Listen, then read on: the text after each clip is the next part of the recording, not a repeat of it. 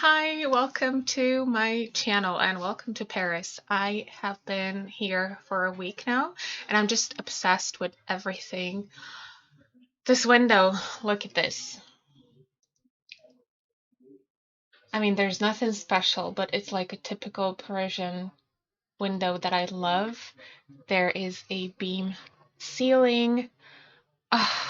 I just love it. And I have, yeah, just a little update. I have a reading vlog coming up. I'll be reading this book.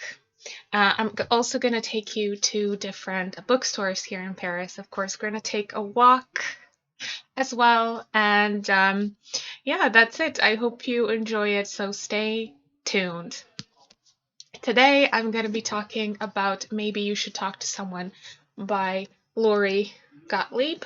I finished this last night and it was a fantastic read. I enjoyed it very, very much. So Maybe You Should Talk to Someone is about a therapist in therapy, and it's actually Lori herself that, following a personal crisis, she has to look for a therapist, and it is all just very funny. I mean, the whole book is very entertaining, and I didn't even notice that it was 400 pages long. Usually it takes me much longer to finish a chunky book like this, but it felt like talking to a friend, and it's just very honest, very raw.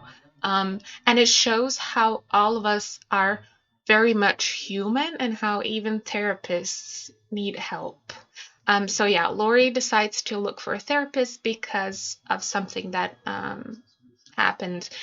And she finds a therapist that has a very unconventional style. She ends up learning very much from him and applying some of the methods to her own sessions.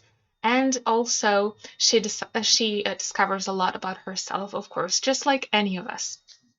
I especially enjoy the parts, well, which is like half of this book, where she talked about her clients. A self-absorbed Hollywood producer, a young newlywed diagnosed with a terminal illness, a senior citizen who feels she has nothing to live for, and a self-destructive 20-something who can't stop hooking up with the wrong guys.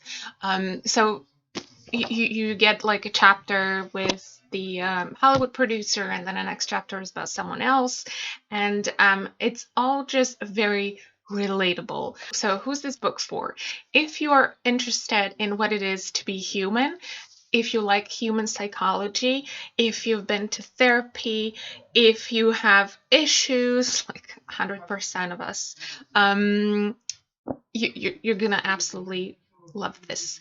And I ended up, and this whole book was like therapy in itself. I ended up learning so much, and it's like a little psychology textbook in some parts. And what I really love is that it's not just her telling us about her clients or her time in therapy, like, oh, I'm crying, I'm not feeling well, etc. But she also explains the science behind it and the history and some of the terms. And what I came to realize is that a lot of this book is about grief. Even if it's someone, like there's one person who has to come to terms with her own death because she has a terminal illness. There's another person who thinks that she has wasted half of her life and that she doesn't have a lot left. Or somebody else who's grieving somebody that they lost. So I don't want this review to get too personal, but I also want to be honest and say that I lost my father 10 years ago. And yeah, obviously it was such a hard time and it's still very hard, but also you feel like you shouldn't be happy, it's like you're grieving someone, but you should be like stuck with that emotion, and that's how it should be because you've lost someone. Why should you be happy ever again? And this is how some of us feel, and apparently one of the characters in this book as well. So they're talking about his son, whose name is Gabe. So the grief had connected you to Gabe. John looks surprised. Not bad, Sherlock. Yeah, it was almost like my pain was evidence of my love for Gabe. And if it let up, it meant I was forgetting about him, that he didn't matter as much to me. That if you were happy, you couldn't also be sad. Exactly, he looks away. I still feel that way. What if it's both? I say. What if your sadness, your grief, is what allowed you to love Ruby with so much joy when you first saw her? That's his daughter that was born after his son died. I remember a woman who I treated whose husband had died. When she fell in love a year later, a love all the more sweet because of the loss of her husband, she worried that others would judge her. So soon? Didn't you love your husband of 30 years? In fact, her friends and family were excited for her. It wasn't their judgment she was hearing, it was her own. What if her happiness was an insult to her husband's memory? It took her a while to see that her happiness didn't diminish her love for her husband. It honored it.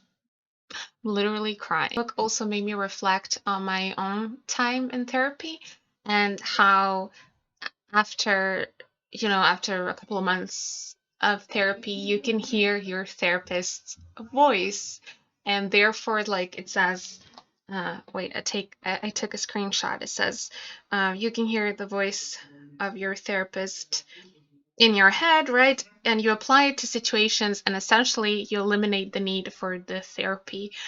So I started to get depressed. A patient might report near the end of the treatment.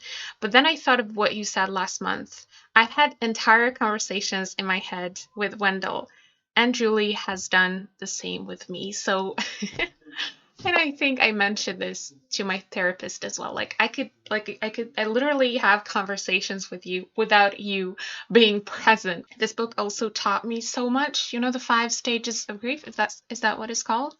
Yeah, the 5 stages of grief. Um, Shock and denial, pain, etc. So it was essentially invented to deal with your own death, not with the death of a loved one. So that was very interesting. There were a lot of information. There's a lot of information about psychology itself, and just a delightful read. So if you're interested in humans, in psychology, in human mind, in grief, emotions, therapy, any of this, you'll enjoy this book very much, and I highly recommend it. So that was it. I hope you enjoyed this review, and please stay tuned.